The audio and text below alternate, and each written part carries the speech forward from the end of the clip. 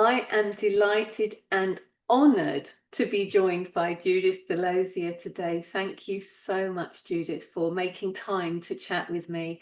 It's so lovely to see you and so lovely to have you here, and really lovely to have you presenting one of our 2026 masterclasses. We are very excited about that. So for those listening, your masterclass is entitled Wisdom and the Veils of Misconception, which already sounds incredibly intriguing. So please start, Judith, by telling us a little bit more about yourself and your presentation. First of all, let me tell you, I'm so happy to be here, Karen. I'm so grateful for your patience and determination and persistence and me figuring it all out. So thank you also. Um, yeah, the veils of the veils of misconception was an idea that kind of came to me that comes out of a kind of a marriage between NLP and Buddhism, first of all. And I'll talk a little bit more about that. But who am I? Well, that's a big question. I guess in the context of here and now, I've been around in NLP since before it had a name. I can remember the night that it was named over a bottle of wine between John and Richard.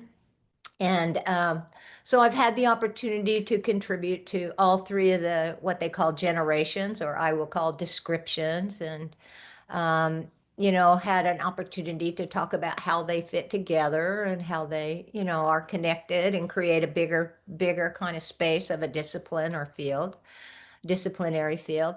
So that's kind of who I am, an international, you know, trainer and consultant and co-developer with many, many fabulous people in NLP. And I would say that's been my greatest joy, is those co-creations and co-developments with others. From my perspective, that's been the absolute delicious best.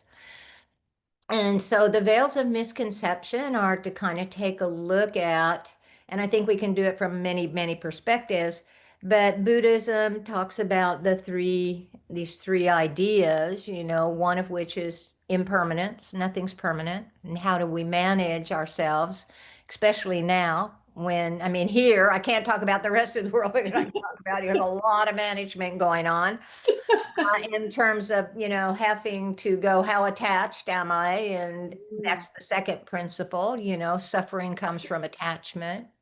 And kind of talk about the difference a little bit between wisdom in the sense of worldly wisdom and wise wisdom. And that relates to hope, so there's like worldly hope, but then there's wise hope, and that relates to attachment and the causing of suffering. And the last one has to do with there's just no independent self, so I am part of a larger system, and how do I foster that? So now I will probably have a lot of focus on the somatic world, about what's happening below, because I think below the neck, as I say, because I think that's where we hold those attachments and the beliefs around those attachments. And we get a sense of how if I cause suffering for myself, it's easy to cause suffering for others in my suffering. Yeah. So I think that's kind of, I hope that touches kind of the spirit of it. I think it came out of a program that I've been doing for China over the years that relates to blooming. How do we bloom in life? What is it we want to see more of in our world and less of in our world, and really taking the time to reflect on that, Well, I'm so looking forward to this. Oh, I think it's going to be fun. I think it's going to be fun. Yeah. Yeah. So I mean, I feel a bit silly asking this because that all sounds fresh, innovative, and new. But what is fresh, innovative, and new about this masterclass that delegates will take away with them? I think what will be fresh and new for many. I can't really speak for everybody.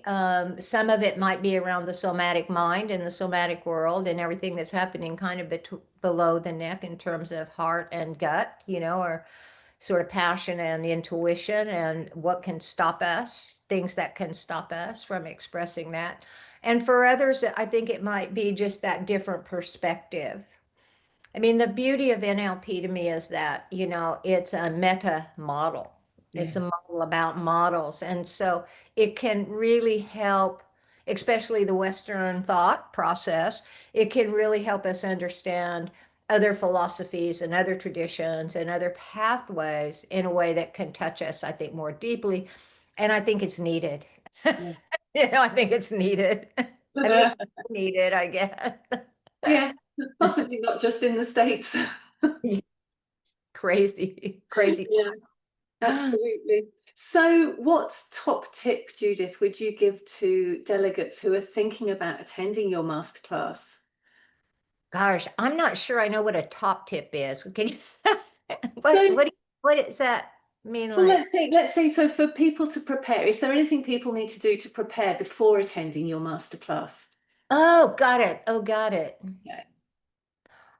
Well, I would say the thing that I would ask people to sort of reflect on is that difference between where they feel it's easy to let go of something and when it's not easy to let go of something. Hmm. Just to start to reflect on what are those differences that make a difference. You know, I talked to my friend yesterday, Kathy, and she was incensed that they're tearing down part of the White House. It's Yes. incensed. Yeah. And I can get there, you know. I mean, you know, I can get there. It's an icon, and it's an icon that I've grown up with and eaten my entire life and have a lot of respect for. But at the same time, it has been torn down and rebuilt before in the past. It's not So it's personal. like, okay, let me just, it's just kind of thinking about and reflecting on what are those places where I go, I'm attached to that and I cannot let it go. And I don't, and the reason we let it go is so we can take action Yeah. as opposed to suffer. That's, I guess that's the difference. So maybe to kind of reflect in some of that space. Wonderful. I mean, that's beautiful. And yes, I've been talking to one of my friends in the States this week who is Incensed. also incensed. Well, I just went to the last protest and it was the biggest one yet. And I've only missed one. And that was when I think I was in China maybe Right. working. Um, and I think people are waking slowly, but hopefully soon enough. Yeah. Yes.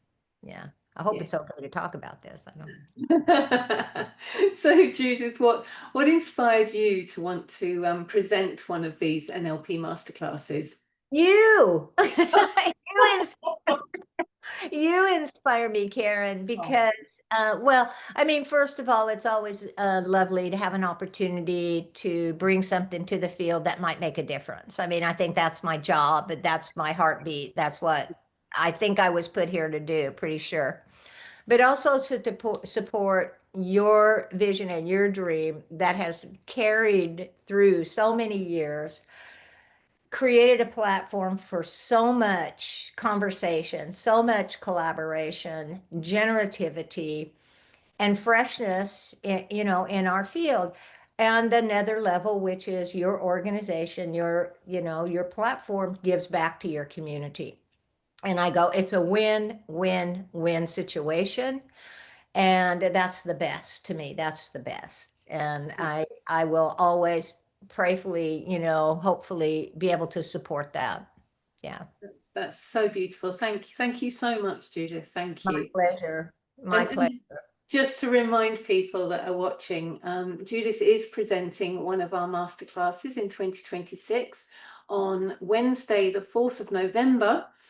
It's a 3-hour deep dive into wisdom and the veils of misconception. Exactly. I am so looking forward to this already, Judith. Thank you so much for your time, and My pleasure. we My will pleasure. look forward to seeing you in November. I'm excited. We will remove those veils.